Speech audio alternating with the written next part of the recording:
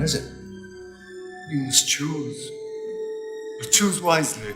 Choose wisely isn't exactly the most helpful advice when it comes to making decisions, despite the knight's kindness to Indy here. But you're in luck, because in this video, we're going to teach you one of the best ways to become a better decision maker. And it all starts with this simple $5 investment. By and large, your success as an individual and in your career will be the sum of every decision you make.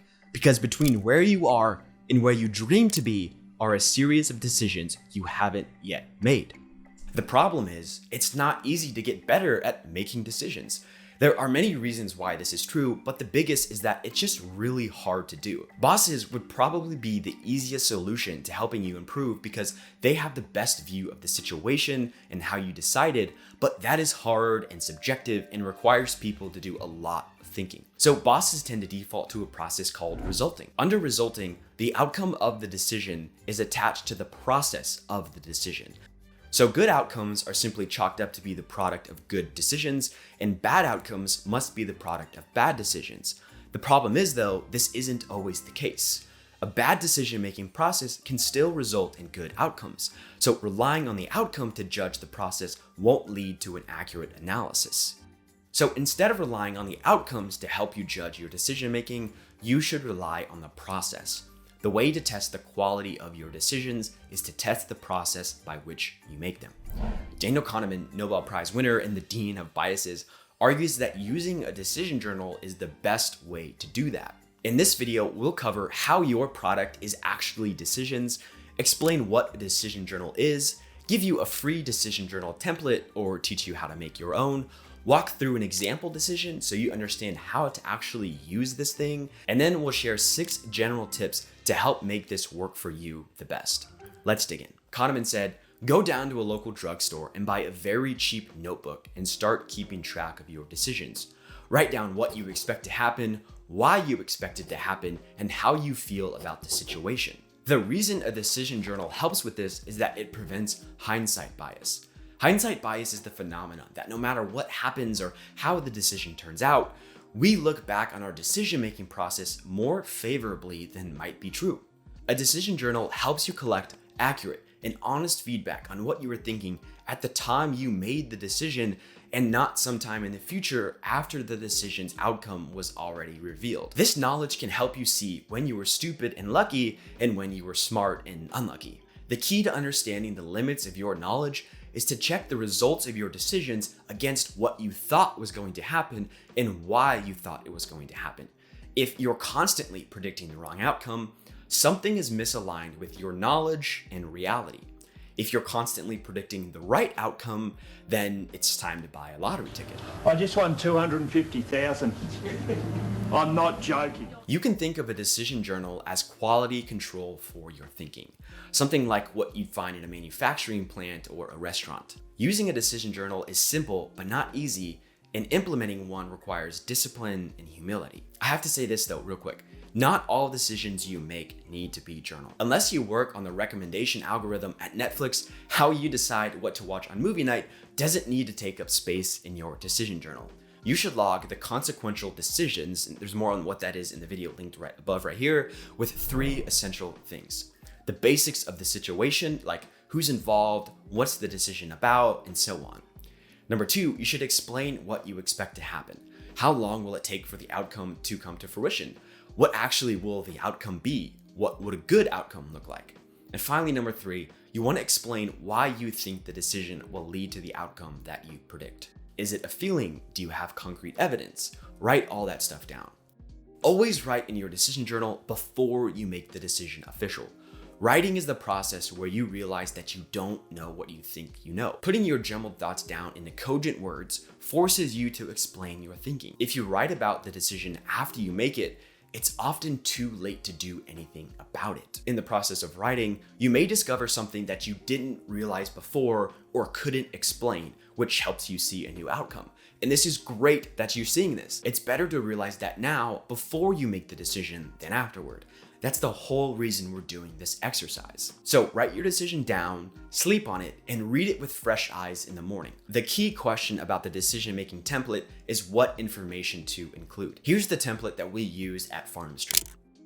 Whenever you're making a consequential decision, either individually or as part of a group, you take a moment and write down a couple of things. Now, you can use our template as a starting point, but it really works best if you use this and then make it somehow your own. Here are some things we've seen other people include. Here's a real decision that Shane made using the Farnam Street Decision Journal template. The decision was about trying to figure out how to improve Farnam Street and find a means to deliver more value to readers. The situation was that the workload for Farnam Street was increasing to the point where Shane was at his limits. So in order to improve the quality of content or take on more in-depth projects, he needed to find a way to generate income on a sustainable basis and improve the value proposition for current and new readers. The variables that govern the situation were to what extent can Shane create value, and to what extent could he capture some of that value back in 2015. Some of the complications and complexities he saw were how to grow free readership while also growing paid readership, and what if people revolt? The range of outcomes were instituting a membership model that didn't catch on, instituting a membership system where he's able to capture some of the members to create a decent business, but not really enough to expand the capabilities and make Farnam Street into something that he wanted to. Or he would institute a membership system that becomes generally successful, readers understand and support the initiative, and as the FS business starts to generate more revenue, he can expand what he is able to do and to provide. The probability he gave this outcome is reasonable, he said, at about 70%. That within a year, we have at least 500 paying members. The outcome was quite successful. You can read Shane's entire thinking process by going to fs.blog/dj. And with that, here are 6 tips to keep in mind as you implement your decision journal. Number 1, your decision journal can be tailored to the specific context.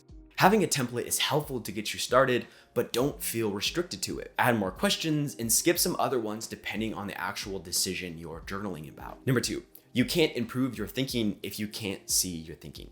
So don't spend too much time on the brief and obvious insights, because often those represent someone else's thoughts and not your own. Number 3, any decision you're journaling is inherently complex and may involve non-linear systems. In such a world, small effects can cause disproportionate responses, whereas bigger ones might have no impact at all. Remember that causality is complex, especially in complex domains. Number 4, 2 common ways people wiggle out of their own decisions are hindsight bias, which we talked about earlier, and jargon. When looking at the decision in hindsight, it can look far more explainable and can change your story. A decision journal helps combat this by recording what you knew and what you thought at the time. The words you use are also important. When you use vague term and legalese, you give yourself wiggle room. If you want to get better at making decisions, you can't give yourself wiggle room. You have to be clear, you have to be direct, you have to be simple. An 8-year-old should understand what decision you're making and why you're making it. Number 5, a decision journal that sits on the shelf is less useful than one that gets reviewed. Every 6 months or so, pick it up and look at your past decisions. Update entries with what actually happened and spend time thinking about your process. Doing this helps you realize where you make mistakes, how you make them, what types of decisions you're bad at, and so on. Finally, number 6, just because you had a bad outcome doesn't mean you made a bad decision. You might have made the right decision, which in our sense means that you used a good process, and still you might have had a bad outcome. We call that a bad break, and sometimes in life you get a bad break. There's nothing you can do about it. Close the book and move on. When you use a decision journal, you'll discover 2 things right away. First, you're right a lot of the time. Second, it's often for the wrong reasons. Discovering how lucky you are can be somewhat humbling, and this is where true learning begins. If you want to learn the best way to prioritize what decisions to make, watch this short video for a practical tool called the Decision Matrix that you can use tomorrow to help you become a better decision maker.